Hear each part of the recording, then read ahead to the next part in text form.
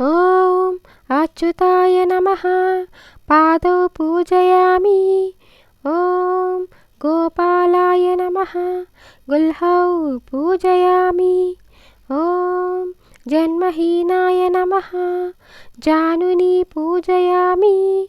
ॐ पूतनावैरिणे नमः ऊरु पूजयामि।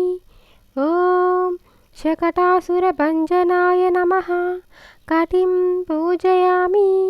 ॐ नवनीतप्रियाय नमः नाभिं पूजयामि। ॐ उत्तालतालभैत्रे नमः उदरं पूजयामि। ॐ वनमालिने नमः वक्षस्थलं पूजयामि। ॐ चतुर्भुजाय नमः हस्तान् पूजयामि। ॐ कंसारये नमः कण्ठं पूजयामि। ॐ मधुरनादाय नमः मुखं पूजयामि। ॐ कुचलसम्पत्प्रदाय नमः कपोलौ पूजयामि।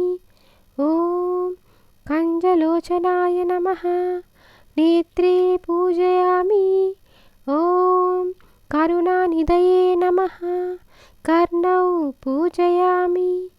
ॐ ललिताकृतये नमः ललाटं पूजयामि। ॐ शुकसंस्तुताय नमः शिरः पूजयामि। ॐ सर्वेश्वराय नमः सर्वाण्यङ्गानि पूजयामि।